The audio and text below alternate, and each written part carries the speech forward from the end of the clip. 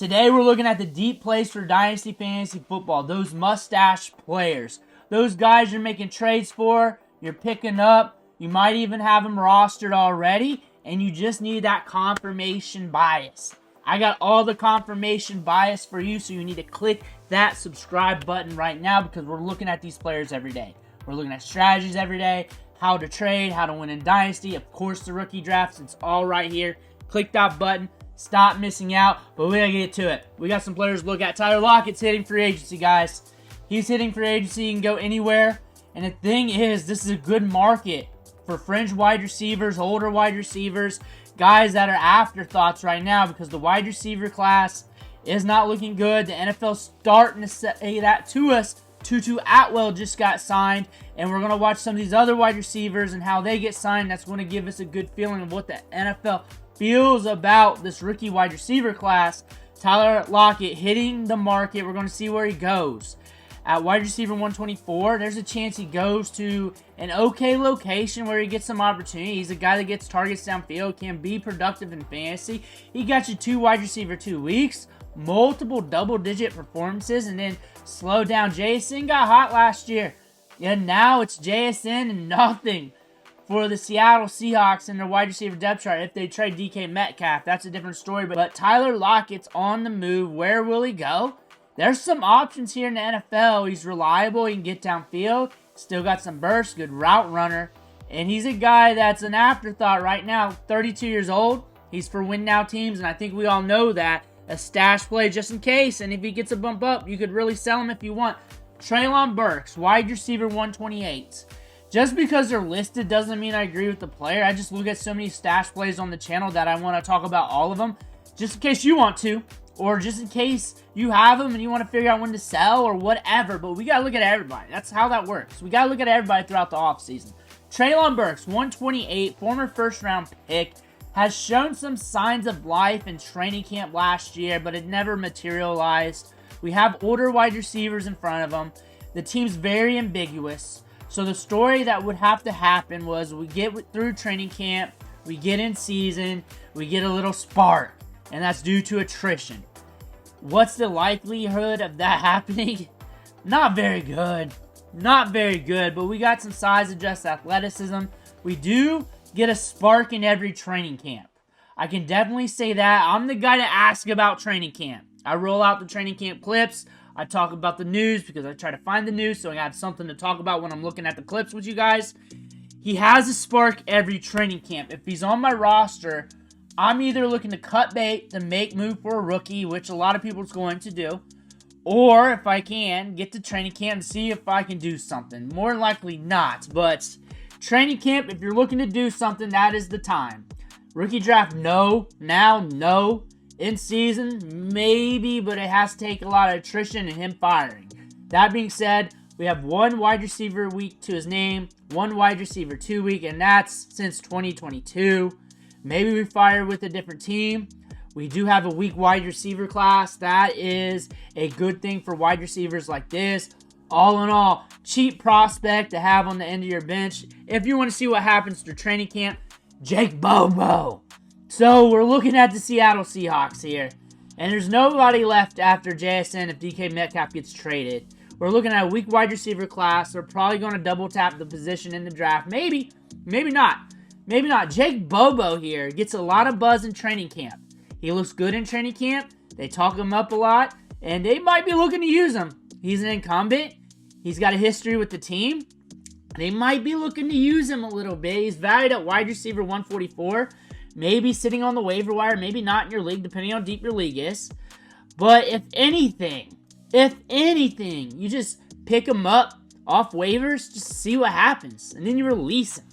There's no loss. There's no sunk cost. I'm not paying for Jake Bobo. Nobody is. That's what the chart says. ADP says the same thing. They're in lockstep. Jake Bobo is a player that you see what happens. Is he going to be a wide receiver 1? No. Is he going to be a wide receiver 2? No. Is he even going to get an opportunity? I don't know, but he'll probably get a few good training camp highlights. That might get some buzz where you can sell him for a little bit more than what you picked up off waivers for. That could potentially happen. He could sneak in some games here, getting some productivity. He could be getting more targets than expected, and next thing you know, he's valued as a top 100 wide receiver, and maybe you can flip him for a pick. Maybe that could happen. Maybe something can happen. Jake Bobo, another guy to look at. Joe Milton. This guy's got a nasty arm. QB 37 in the rankings. We're not looking at a strong quarterback class, but I will say it's pretty peculiar quarterback class on the bottom end where we might catch another Brock Purdy in this class. You never name the Brock Purdy, it just got to come and manifest, but we might catch a Brock Purdy in this class. We have Joe Milton here, QB 37, strongest arm in the Wild West, a guy that's got some ability. Some people like him better than Drake May. Maybe they're not real people, but they're on TikTok. But Joe Milton is a guy that could fetch offers down the line, could get some opportunity, and if you're deep enough on the bench, 2 QB, super flex, 1 QB even, might get some opportunity in season.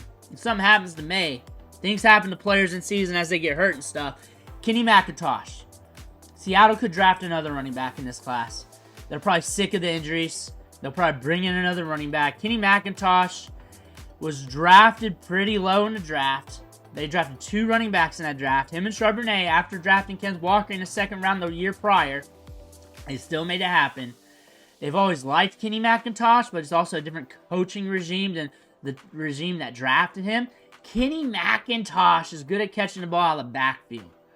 He's absolutely nuked if they draft the running back, and his rookie class is pretty much going to nuke some of these fringe running backs, but he's so cheap, you just want to hold on just in case Seattle builds at other positions, and they might be building at other positions considering they don't have any wide receivers other than JSN. Luke Schoonmaker, we've talked about him a lot this offseason. You want Dallas Cowboys tight ends. They just put anybody out there at tight end, and they score fantasy points. He has 3 tight end 1 weeks. 3 tight end 1 weeks as a backup. If injuries happen, he's stepping in.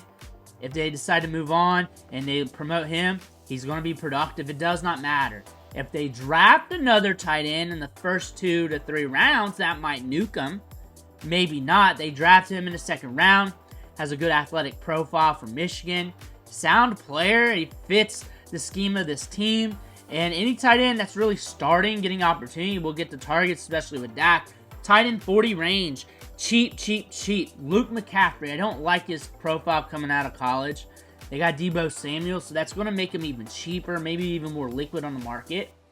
But the Washington Commanders offense, that's firepower right there. Jane Daniels should only get better pushing the ball around. We're looking at Luke McCaffrey, who's still acclimating to the NFL game. Former quarterback, acclimating to wide receiver still, especially at a higher level. Maybe he takes a step forward in training camp, maybe not. I was not predicting him to do that. Maybe Jim Nagy from the Senior Bowl, maybe that doofus was. But Luke McCaffrey is a guy to pay attention to. He's a guy to pay attention to as a cheap chip, and that's it. Low sunk cost, low entry point. Kayshon Boutte. The Patriots are getting another wide receiver one way or another, so this may kill his value, whatever value you want to call that. Whatever that is down below, whatever you want to call that. But we were running 90% of the routes since week 8 going forward. We were the guy in the offense running all the routes. We weren't getting all the targets. We were getting a lot of targets. We weren't getting productive. That being said, Boutte might get another shot here with the Patriots to be on the field running a lot of routes. That could lead to fantasy production. And if they bring in another big wide receiver through the draft, which would have to be a first-round pick, or in free agency, and they keep him on the field, maybe he shines a little bit more. Maybe he has a little bit less focus on him, and he's allowed to do stuff on the field. Maybe he creates more separation, but they allowed him week after week. Run the most routes among wide receivers. 90% of the routes ran, sometimes 88%, sometimes something like that, but still, Kayshon Boutte.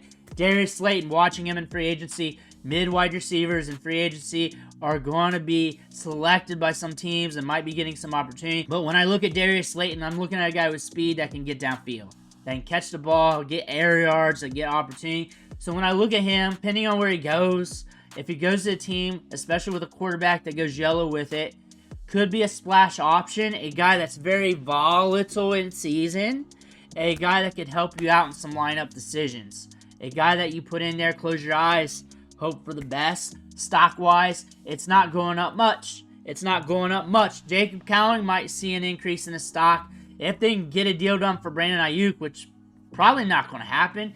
Damaged goods, just got a new deal. Interesting profile now that we had pretty much most of the year off.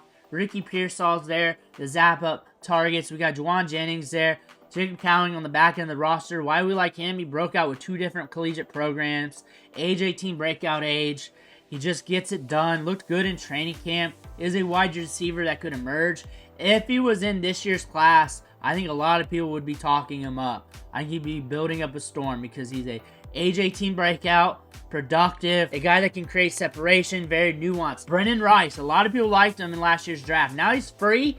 Now he's on the Chargers. They're ambiguous at wide receiver a little bit. We got Ladd, Quentin Johnson, not everyone's sold on. A lot of rumors that they're going to bring in a free agent wide receiver or trade for DK Metcalf, or at least a lot of people wanting to. But if nothing happens at the wide receiver spot and Brendan Rice has a hot training camp, maybe you can catch some fire in a bottle, or maybe you can trade a wide receiver who's valued in the 100s for a wide receiver that's valued in the 80s in the future, or something like that. Maybe you get a 4th round pick, 3rd round pick, or something like that. The stock has tanked, but if you want to stash, you do you. But those are some stash options right now. Let me know who you're stashing in the comments below. Free agency is coming. Get prepared. Hit that subscribe button so you're ready. I want to thank you for watching. Catch you on the next video.